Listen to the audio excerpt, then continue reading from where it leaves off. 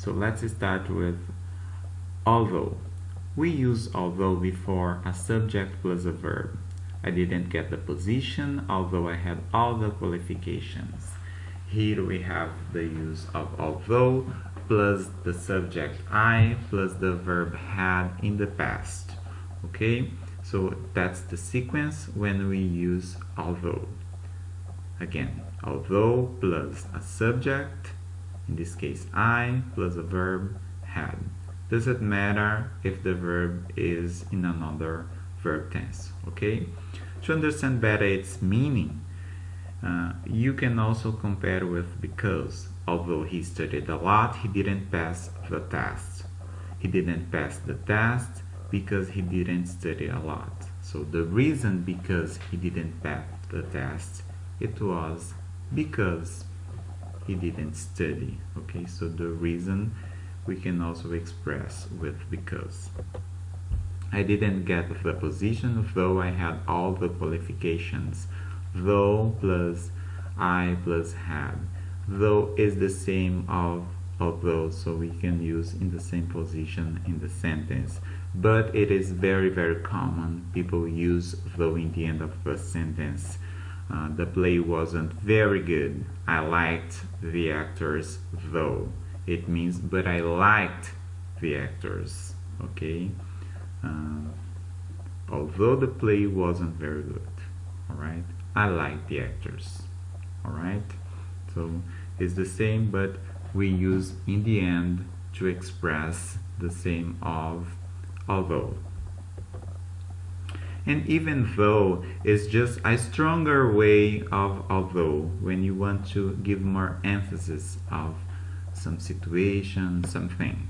Example, even though I was really upset with her, I couldn't ignore her. Or even though I was really sad with her, I couldn't stop talking to her. In spite of is the same meaning, but we use before a noun, a pronoun, or a verb plus ing. Example, in spite of the accident, we got at the school on time. So here we have an example with a noun, accident. So, in spite of the accident.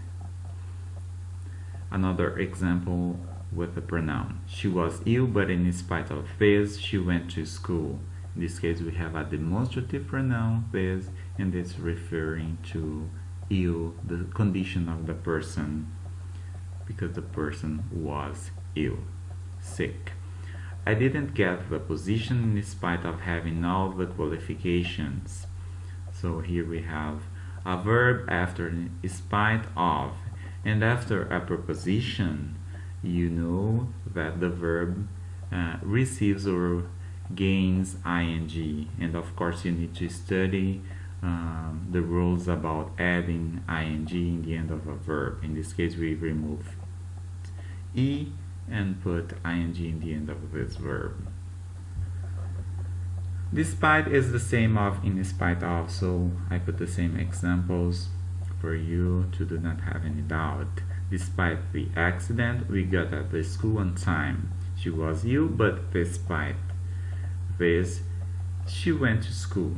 I didn't get the position despite having all the qualifications.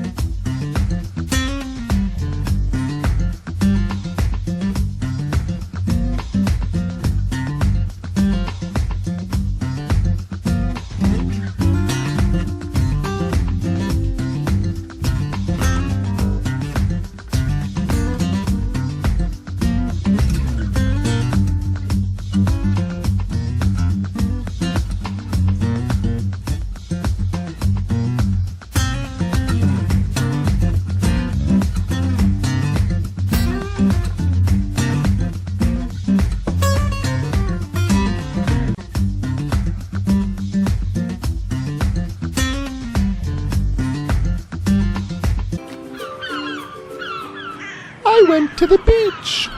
So what? People go to the beach all the time.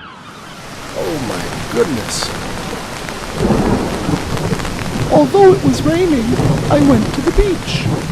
Okay, now that is surprising. Not many people go to the beach when it's raining. Let's take a minute to talk about the meaning of this word, although. In this sentence, we have two facts. The first one is, I went to the beach. Nothing surprising here. And here's the second fact. It was raining.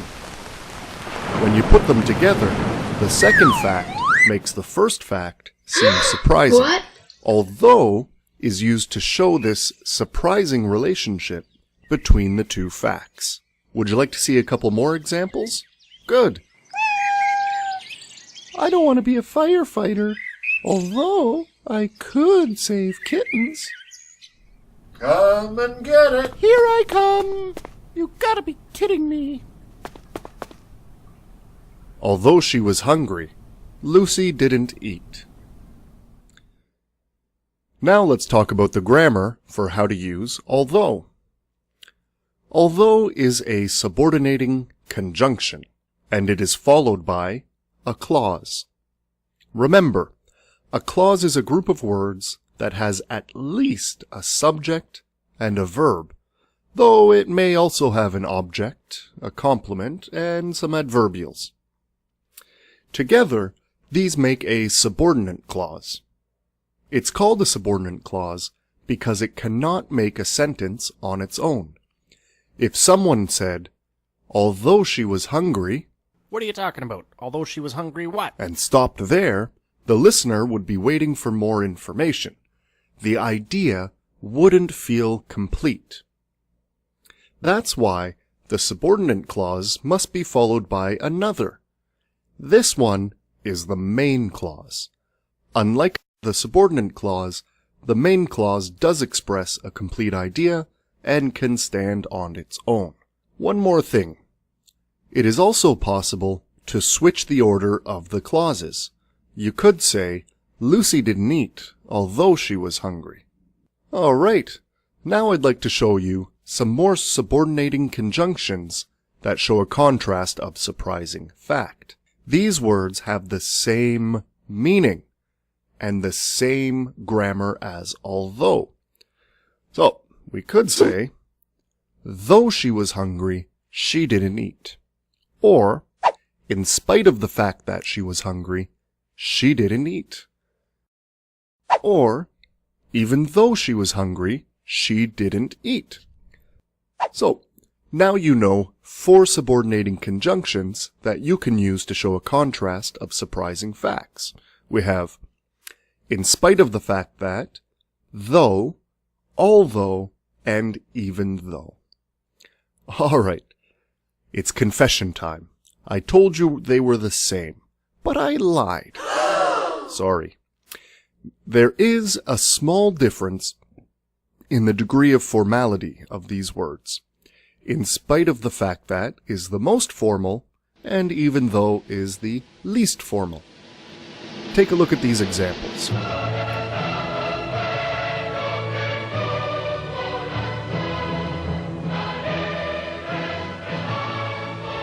In spite of the fact that the Bolivarian Revolution doesn't maintain law and order in the streets, Maduro remains in power.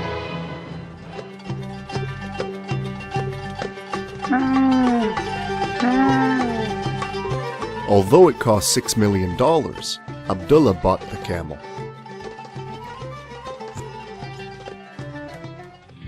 Though he would lose much, Snowden exposed how the American government invades people's privacy in the name of security. Even though Minji is already very beautiful, she wants to get plastic surgery.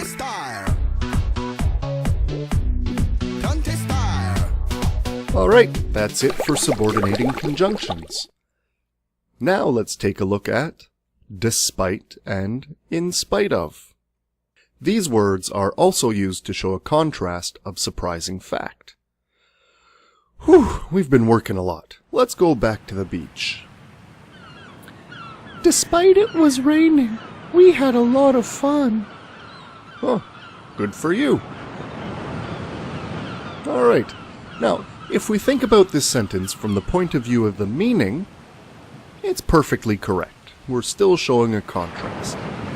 However, from a grammatical point of view, this sentence is wrong. You can't use a clause after despite. We've seen that this sentence is wrong. Despite can't be followed by a clause. Why, you might be asking yourself? Well, that is because despite is a preposition, and after a preposition, you need to use a noun. So, we could say, despite the rain, I went to the beach. Or, in spite of the rain, I went to the beach. Despite and in spite of are both prepositions. They have the same meaning and the same grammar. The first part of this sentence, despite the rain, is called a prepositional phrase. It is also possible to put the prepositional phrase at the end of the sentence. You could say, I went to the beach despite the rain. But notice the difference. When the prepositional phrase is at the beginning of a sentence, you must put a comma after it. But notice how we don't need a comma when the prepositional phrase is at the end of the sentence. Got it? Good. Here's a few examples for you. She said no in spite of his romantic proposal. In spite of being the youngest employee, she got the promotion. In spite of his bad eyesight, Kenneth was able to read the note. I've just told you that a preposition is followed by a noun. And that's only part of the story. I'd like to take it can also be followed by all about a gerund clause. A gerund clause, like any other kind of clause, has a subject. There are two things that you need to know about subjects in gerund clauses. First of all, they are usually optional. And, as a matter of fact, they're not usually used. Second of all, the subject must be a possessive adjective or a possessive noun. The possessive adjectives are my, your, his, her, its, our, and their. In place of the verb, you need to use a gerund, hence the name gerund clause. If you want to make it negative, simply put a not in front of the gerund. Like a tensed clause, a gerund clause can have objects, a complement, and even some adverbials.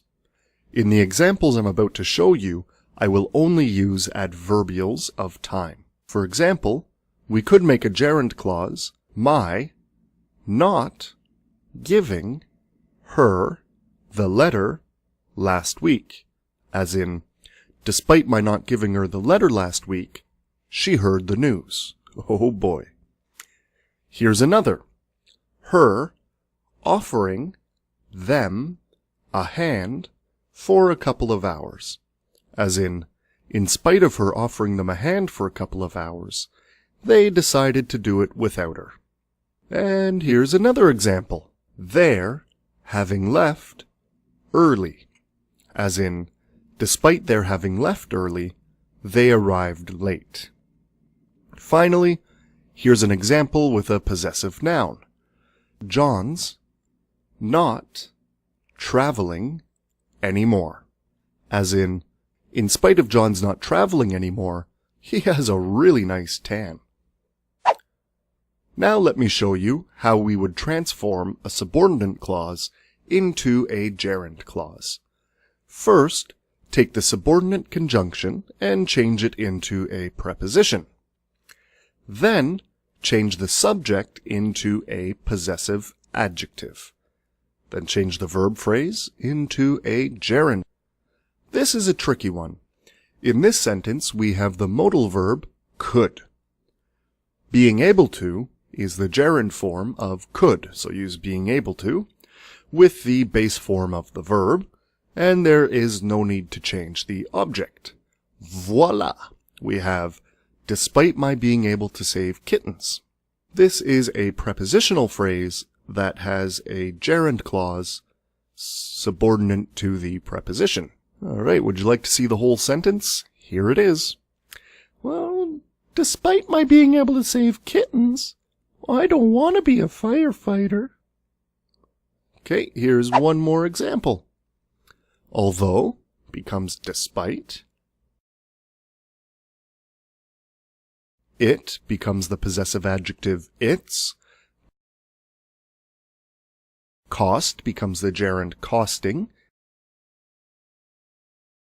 And again, the object remains the same.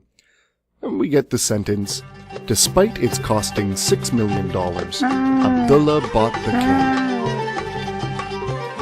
Alright, here's a few more examples for you. In spite of the ostrich's burying its head in the sand, its problems did not disappear. He didn't catch any fish, despite having fished all day.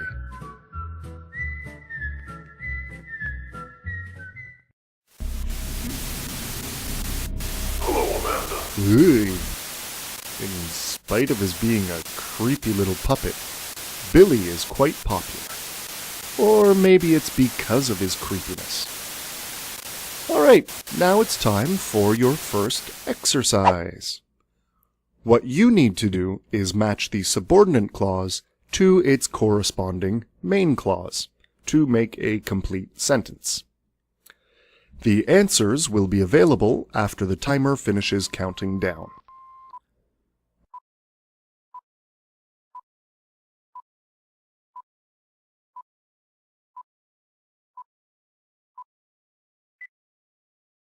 And here are the answers. 1 goes with E. Despite the fact that the sun was shining, the snow didn't melt. 2 matches up with D. Despite all his faults, she still loves him. 3 with B. Although she has many problems, she always looks happy. 4, C. Despite the heavy traffic, we arrived on time. Finally, 5, D. Although the house is small, it is well designed. Okay, on to the next exercise. In this exercise, you must complete the sentence with either a subordinate conjunction or a preposition. Pay attention to whether the blank space is followed by a noun, a gerund phrase, or a clause. Again, the answers will appear after the timer has finished counting down.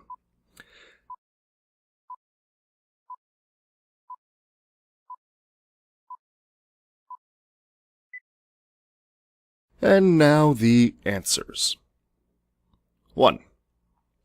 I like her, even though she can be annoying at times.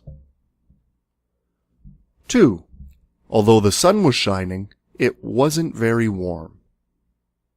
3. In spite of her heart trouble, she went on the roller coaster. 4. She enjoyed the concert despite having a headache. And finally, number 5. We enjoyed the evening, even though the weather was bad. If you used a different subordinating conjunction or preposition from me, that's okay, it's still correct.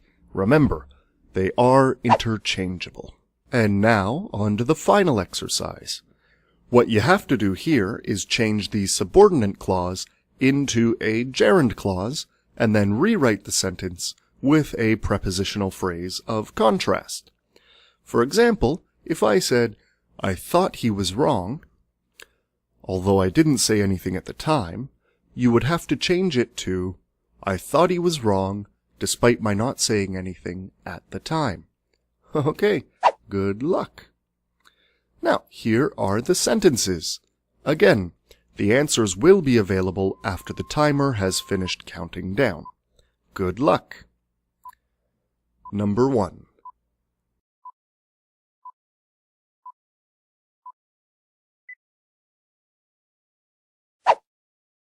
Number 1. Despite Elaine's being tired, she couldn't fall asleep. 2. In spite of losing his job, George is not at all worried. And finally, despite its being very expensive, Jerry bought the jacket. Well, that's it for this lesson. I hope you've learned a lot.